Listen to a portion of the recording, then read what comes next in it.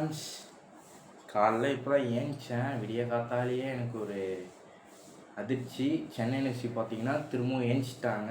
திரும்பவும் அவங்க வேலையை ஆரம்பிச்சிட்டாங்க. பிளேயர்ஸுக்கு வந்து சேலரிஸ்லாம் கொடுக்க ஆரம்பிச்சிட்டாங்க.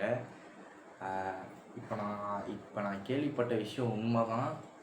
சென்னை எஃப்சி பார்த்தீங்கன்னா அவங்களோட புது கோச்சை பார்த்தீங்கன்னா அறிவிச்சிட்டாங்க. இன்னும் அஃபீஷியலாக சென்னை எஃப்சி சொல்ல, ஆனால் இது பார்த்தீங்கன்னா அஃபீஷியலான ஒரு நியூஸ். மார்க்கஸ் மெர்குரோ கன்ஃபார்ம் பண்ணிட்டாரு.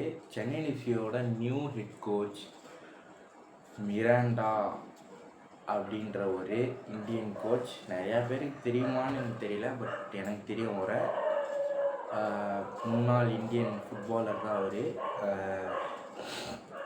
ஆச்சரியமாக தான் இருக்குது. ஏன்னா சென்னை எஃப்சி பார்த்தீங்கன்னா ஏன் ஒரு டொமஸ்டிக் கோச்சை சூஸ் பண்ணணும்னு சொல்லிட்டு அப்படின்னு பார்த்தீங்கன்னா தெரியல. ஆனால் சென்னை எஃப்சி பார்த்தீங்கன்னா அவங்களோட ஃபர்ஸ்ட் எவர், இந்த நாய் வேறு காலங்காத்தால் உயிரிழது, ஃபர்ஸ்ட் எவர் ஒரு இந்தியன் கோச்சை எடுத்திருக்காங்க. இதுக்கான காரணம் என்ன? ஒன்று பார்த்தீங்கன்னா காசு கம்மியாக இருக்கிறதுனால இருக்கலாம். இன்னொன்று பார்த்தீங்கன்னா இந்தியாவுக்கு இப்போ காலேஜ் ஜிம்மில் ஒர்க் ஆகுது, அதே மாதிரி கூட ட்ரை பண்ணி பார்க்கலாம் அப்படின்ட்டு இருக்கலாம்.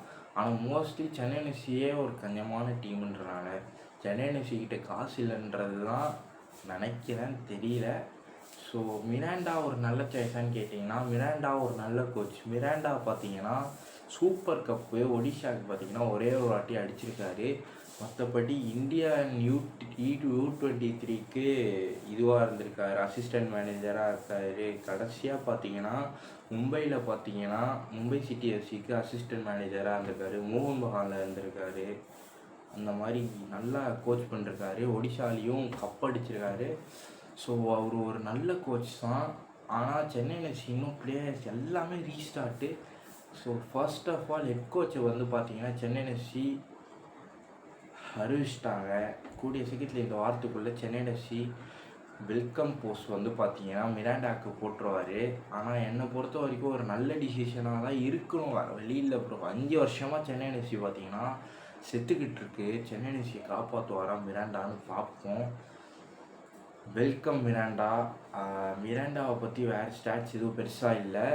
ஆனால் Miranda to Chennai FC is official. Chennai FC till we die. நான் காலேஜ் வேறு போனோம். Chennai FC till we tie.